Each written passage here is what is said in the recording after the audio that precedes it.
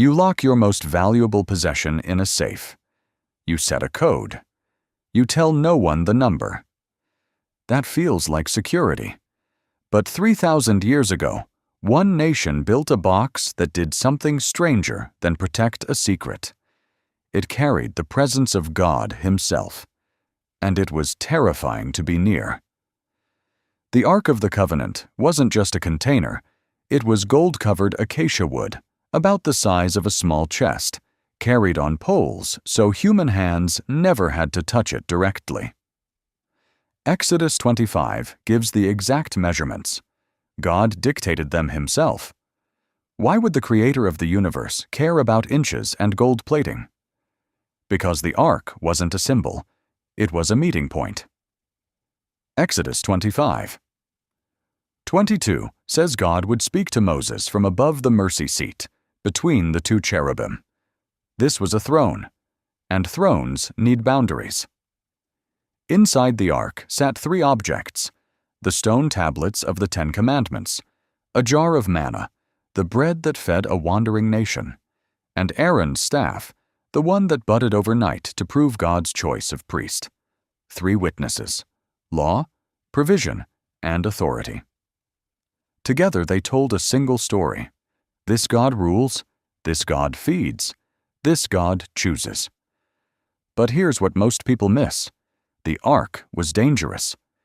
When the Israelites moved it improperly, people died.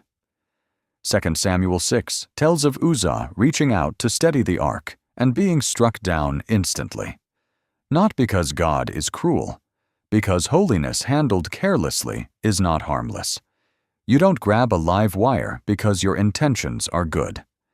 Ancient Near Eastern kings built thrones to display their own glory. Egyptian pharaohs sat on gold and ivory, surrounded by servants who could look at them freely. Israel's God did the opposite. His throne could only be approached once a year, by one man, the high priest, on the Day of Atonement. Leviticus 16 lays out the ritual in exhausting detail: blood, incense, fear. Because access to holiness was never supposed to be casual. Archaeologists have spent over a century searching for the ark's physical remains. Excavations tied to Solomon's temple, the Ethiopian church tradition claiming it rests in Axum, expeditions into caves beneath Jerusalem. None have produced it. Some scholars think it was destroyed when Babylon sacked the temple in 586 BC. Others believe Josiah hid it before the invasion, based on a hint in 2 Chronicles 35.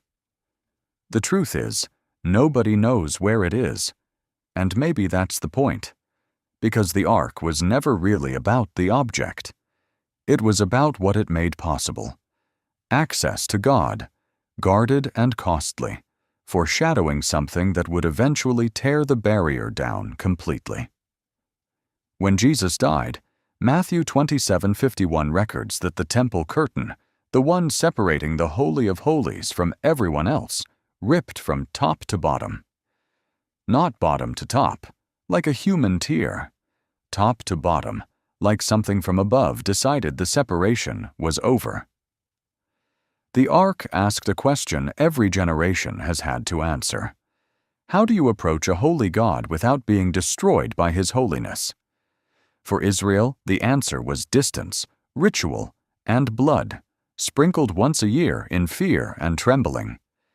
You still ask that question, even if you've never called it that. Every time you feel unworthy of forgiveness. Every time you assume God is too far away, too offended, too holy to want anything to do with you. That instinct is ancient. It's the same instinct that made Uzzah reach out, and the same instinct that kept a rope tied around the high priest's ankle in case he died behind the curtain. But the story didn't end at the ark. It ended at an empty tomb, with the curtain already torn. You lock your valuables in a safe because you're afraid of losing them. God locked His presence behind gold and linen because you weren't ready to survive getting close. And then He tore the curtain Himself, so you finally could.